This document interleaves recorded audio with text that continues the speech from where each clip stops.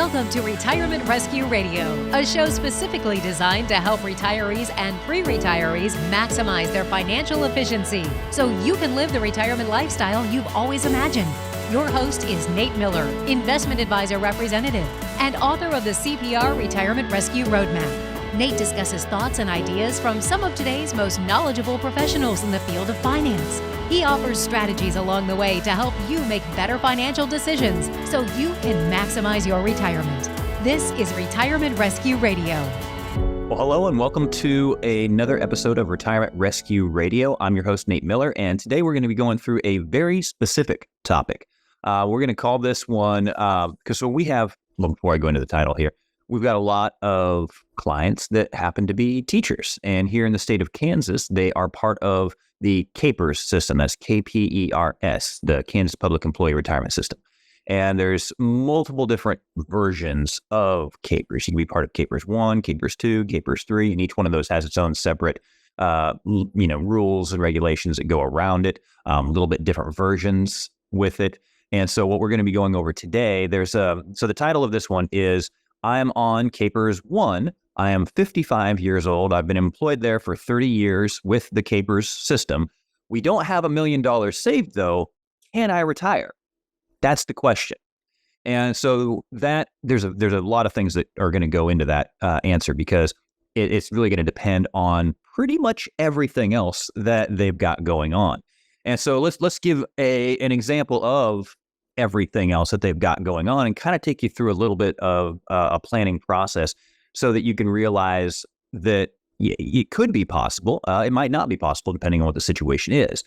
So let's go through this. Let's say at 55, if you have 30 years of service, basically if you've got service that equals up to, here, let me give you the actual verbiage here so I'm not messing something up for you guys, because it's a combination of a couple different things when it comes time to figure out what their actual pension is. And that pension it's kind of unique since it's the state of Kansas. What they do is when you are contributing to anything involved with KPERS or your income, it's like you're being taxed on it at the state level, but not the federal level. But then when you pull it out, you're taxed at the federal level and not the state level. So that's the difference there. And let's see here. Any age, when your age plus service equals 85, right? And so in this case, this person is 55 years old and they've been employed with the KPERS system for 30 years. And so they are eligible. They are completely eligible to be able to retire with full benefits. If they were age 62, they could do it with 10 years of service, or if they're age 65, they would actually vest with 1 year of service. And so that's the thing. So they have their 85 points here. So we can actually start figuring some stuff out.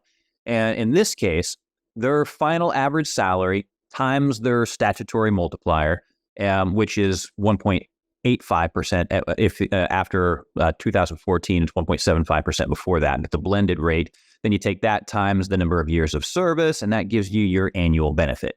So let's just pretend here for a little bit that the annual benefit after you do all those calculations ends up being about $26,250. That's, sorry, not, 26,000. Yeah, let's just call it 26,400 because 26,400 is a nice, easy round number and it's $2,200 a month. So that makes it, a lot easier to do the math when we're talking about just $2,200 a month rather than, $2,140 or whatever. So it's a little easier for everybody. And then we have to have a few other considerations. There are survivor benefits. So are we going to just do 100% single and no survivorship benefits? Or there's the option of a 50%, a 75%, or a 100% joint survivorship option. Now, we have to take into consideration that each one of these options is going to reduce that monthly payment. So if they choose the 100% joint survivor, that will be the lowest monthly payment. If they choose 75% joint survivor, it'll be slightly higher. And if they choose the 50, it'll be even slightly higher, but still less than that single amount. And then we have to figure out, do we want to take any of the lump sum options? So let's say the lump sum option in this case is going to be about $528,000. And then they want to know, in order to figure out, do they want the lump sum or not, then what questions that I would be asking them would be, well, what are your expenses? How much monthly income do you need throughout retirement? How much income do you need immediately upon retiring? How much income is going to be coming from any other sources like Social Security, or if your spouse has any kind of pensions or anything like that, if you have any rental properties, any other income sources, right? How much are you going to get from those? And then if you're part of a couple, is your spouse still going to be working? In this instance, the spouse is still working, and they're making about $70,000 a year, and they're going to retire when they're 65. And they happen to be about 5 years older than the person that's asking this question at this time. And so then another question would be, is leaving your heirs any type of inheritance important to you? That might be another reason that you might want to actually take one of those lump sum options. And then what other assets do you and your spouse have? If you're not part of a couple, then it's just you. You know exactly how much you have, right? And so then that would be a bunch of the questions that I would ask that would be taken into consideration when answering this question. And so now, what we're going to do in this case is we are going to choose a lump sum option. In this case, we're going to choose the 30% lump sum option. And if their total lump sum would be $528,000, they choose the 30% lump sum, and that's roughly about $158,400. And that makes the new annual payment about $18,480 a year, or roughly about $1,540 a month.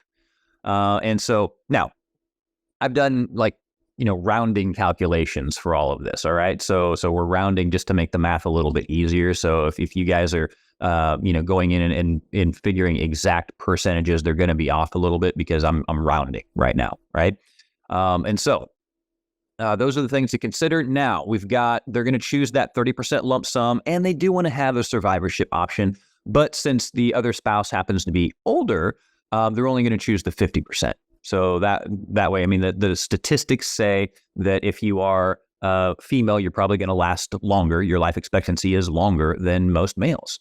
And so we want to have something just in case, because we don't know what the future holds. But going by statistics, they're going to take a little bit of a gamble, and they're only going to choose 50% rather than the 75 or the 100. And that is fine. And so those are the things to consider. Now we need to figure out, all right, what other assets do they have?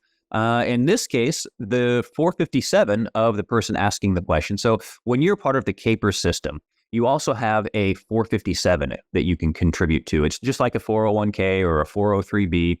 You get a deduction when it goes in. You don't pay any tax, or you don't pay any tax until you actually take the money out. So a lot of times when you roll that over, you're going to roll that over into an IRA, just like you would a 401k or a 403b. You roll it over into an IRA. So it's pre-tax money, and this person has about $250,000 in that account.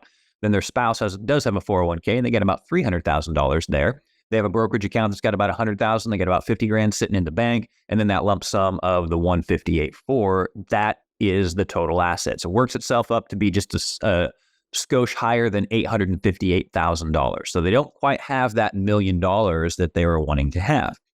And then we got to take into consideration what type of Social Security do they have. In this case, the Social Security amounts for them are going to be about $1,700 right at 62, $2,300, and then $2,800 at 70. The $2,300 is at full retirement age. And then their spouse is a little higher. It's $1,800, $2,500, and $3,000. Again, round-ish numbers.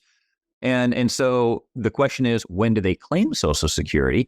Now, the one spouse is, still working.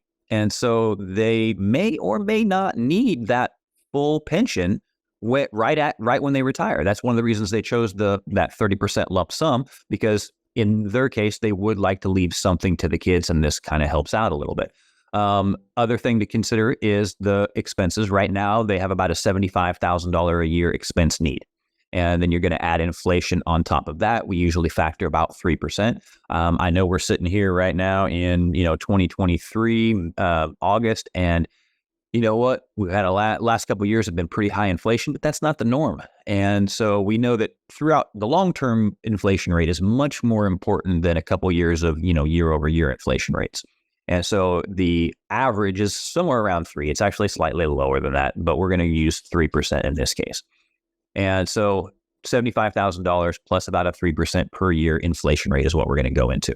Another thing that we have to consider is, are there going to be any life events that happen throughout their retirement? In this couple's case, the house is going to be paid off right about the same time the spouse is going to retire. So they're both going to go into, when both of them retire, they will have the house paid off, and that's great. And in this case, that's going to lower their expenses by roughly about $1,000 a month. And that's just like mortgage and interest, because they still got to pay the property taxes and they still have to pay insurance and property taxes. And so it doesn't reduce it all the way. It just reduces it by about $1,000 a month here in about 5-6 years. And so there is the scenario for you guys. They're 55. They've got about $850,000 saved. We know how much their Social Security amounts are. We know how much their expenses are. And so we can now for this particular video, we're going to ignore tax planning and stuff like that we normally do in our plan. And we're just going to solve to make sure that they're going to have enough income, because that's their biggest fear, is not having enough income to do the things that they want to do. And so, excuse me.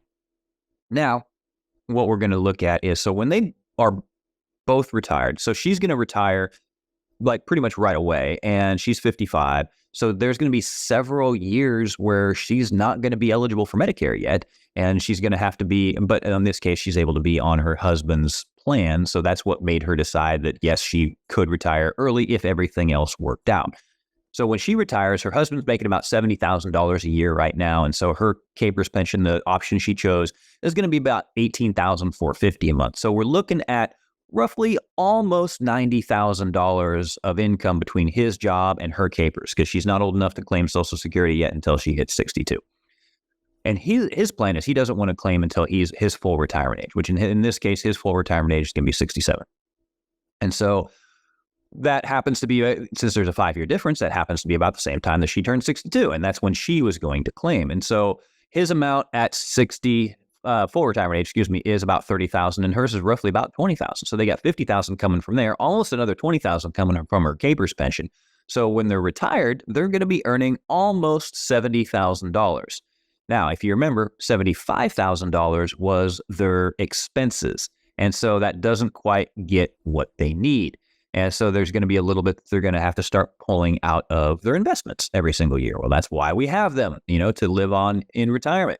And, with even just a 4% average growth rate and inflating those expenses, allowing for the fact that here in about 5 years, they're going to have their house paid for. So that's an expense that's going to go away, and then continuing to inflate those, they should be fine.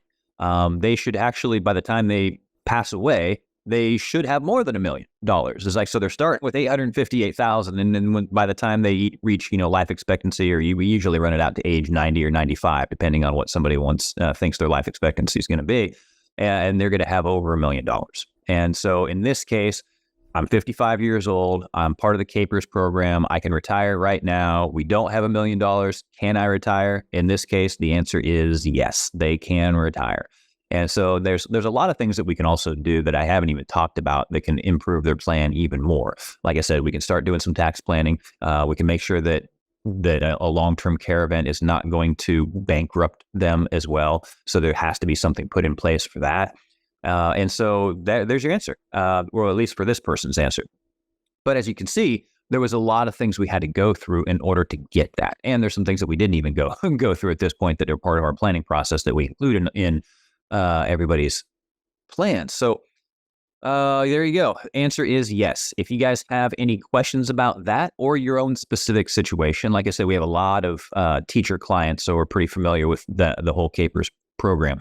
So I know right now it's August, so a lot of people, if they've decided to retire already this year, have already done so. But maybe you haven't gotten any planning done to know whether or not you're going to be okay. I would recommend that you give us a call. There should be a link for a 15-minute phone call to talk a little bit about your situation, to find out if there's anything that we can do, if we need to go any further to dissect anything else and do a planning for you.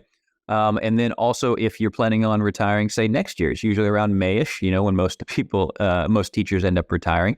And so you could start getting some planning done early to help make sure that you're making the right decision once those decisions come up. Do you take the lump sum? What percentage of the lump sum?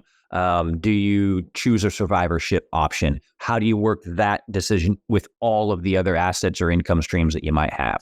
So like I said, and if that's something that you guys are curious about, again, click on that link, 15-minute phone call, and we'll help you guys figure that out. So my mom was actually in the KPERS system for a few years, and she's got a little pension that helps out. And so I want to make sure that any amount of KPERS pension or any amount of money, pension, Social Security, whatever you guys have, assets that you're going to be able to have the retirement that you really want to have. And so we want to make sure that we get this planning done for you guys. So that's it. Hope you enjoyed that. And we'll look forward to catching you guys in our next episode. Take care.